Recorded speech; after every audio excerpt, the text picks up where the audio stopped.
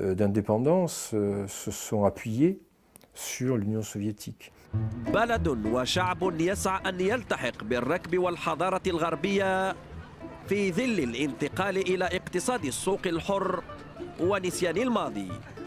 Si vous prenez les retraités, ils sont toujours pro-staliniens, pro-système soviétique.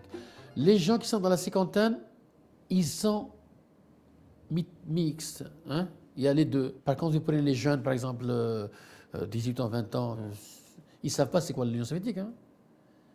Maintenant, c'est devenu des gens qui ont la mentalité européenne, capitaliste, et qui veulent ça maintenant.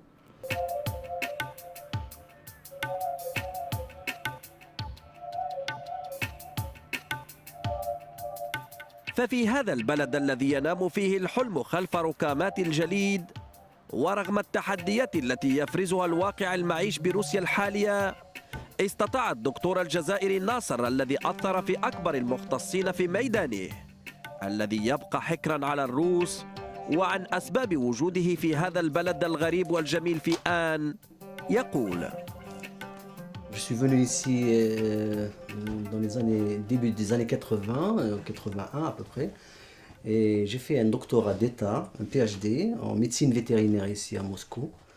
Et c'était un pays totalement différent, c'est pas les pays limitrophes de l'Algérie comme la France, la Belgique, etc. Où on est dans le bain rapidement. Ici, c'était un autre monde carrément. Et au départ, c'était vraiment très très difficile, comme vous voyez sur la photo ici. C'est 6 mois de neige, 6 mois de froid pratiquement dans ce pays. Et c'était extrêmement difficile, mais on était venu pour étudier. Le gouvernement algérien avait payé pour nous former et donc on s'est adapté à la situation. وينشط الدكتور الجزائري عشرات الاجتماعات والمحاضرات لطلبة الجامعات والمختصين في مجاله الواسع سعيا من وراء ذلك لتنوير وتزويد وإثراء معلومات هؤلاء الروس بآخر ما توصلت إليه التكنولوجيا في ميدانه. La compagnie c'est un holding. Hein. C'est différentes sociétés qui sont regroupées dans un holding médical. Nous avons dans ce holding un centre de formation des médecins sur les nouvelles technologies en utilisant par exemple les micro-ordinateurs de poche. On essaye de former des médecins à l'utilisation de l'informatique moderne dans leur profession de tous les jours. وغادرنا هذه المؤسسة لنتابع مخترعنا الجزائري إلى ميدان عمله بمستشفى موسكو الدولي. Ici donc c'est le centre de formation des médecins à l'informatique. Je vous en prie.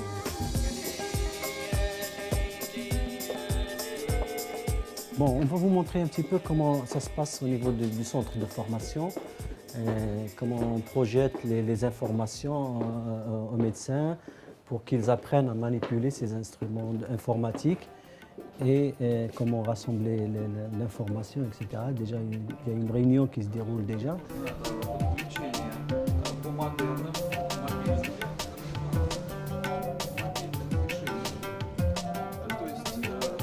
On leur montre le schéma de l'utilisation des différents moyens informatique et même d'un téléphone portable, etc., relié à une base. De cette base, il peut recueillir toutes les données concernant les patients et le travail du médecin. وكثيرا ما يستشار الدكتور الجزائري في مجال اختصاصه إما عبر الإنترنت أو الهاتف من كل أصقاع العالم الشيء الذي ألبسه احتراما مهيبا عند الروس. Благодаря ему наша компания вышла на такое. Beaucoup de choses ont été faites grâce à Nasser. Son expérience nous a beaucoup apporté. Grâce à lui, notre société aujourd'hui a une bonne réputation dans le pays. Je peux dire que je me sens très très à l'aise en Russie en ce moment. Ce qui me manque personnellement, bien sûr, le pays, ça manque toujours. Hein. Bien que je rentre en Algérie 2 fois par an. Hein. في رمضان je dois rentrer, je rentre avec la maman, avec la famille, avec les amis, etc. Je rentre dans les fêtes pour me ressourcer et malheureusement revenir travailler ici. J'aurais bien aimé être en Algérie, faire tout ça en Algérie, travailler en Algérie, développer en Algérie, etc. C'était un souhait. Bon, j'espère qu'un jour ou l'autre, je pourrai le faire quoi, directement en Algérie. On a tout ce qu'il faut, mais si on avait le cadre de travail pour s'épanouir scientifiquement, pour faire des choses intéressantes pour notre société et pour l'humanité, pourquoi pas tout entière, moi je ne serais jamais parti de mon pays. Hein.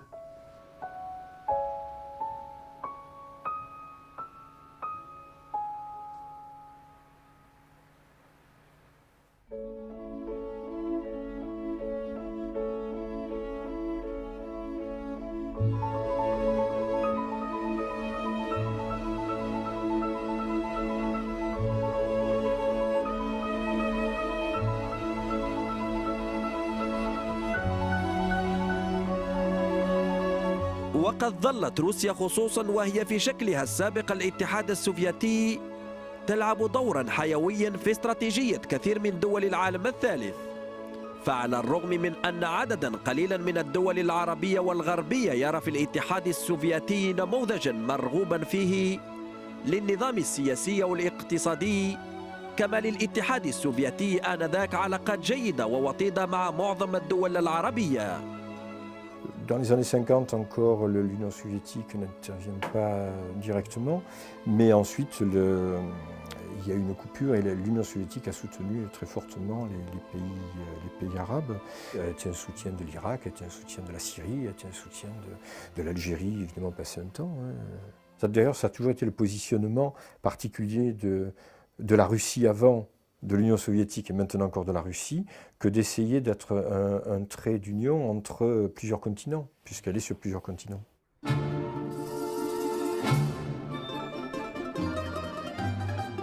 وعلى امتداد سنوات عدة تكاد تحصر في 30 سنة أو أزيد قليلا من الزمن، مر أكثر من 10,000 جزائري مهاجر من هنا جاءوا إلى هذا البلد لطلب العلم والمعرفة.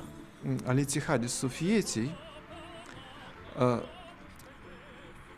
هجرة كبيرة عن طريق التعليم. روسيا كدولة حتى في القرن التاسع عشر كانت على ذروة العلوم والتعليم العالمي.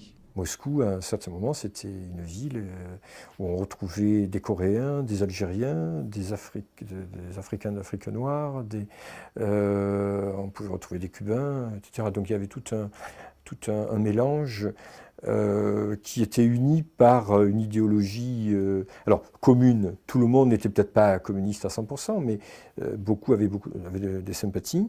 Et là, il y a eu énormément de gens qui se sont formés. Et la science soviétique était une science tout à fait plus haut niveau.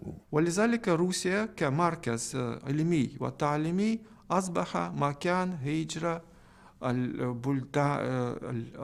الشباب من البلدان العربية كقطب، بمعنى قطب اجتذابهم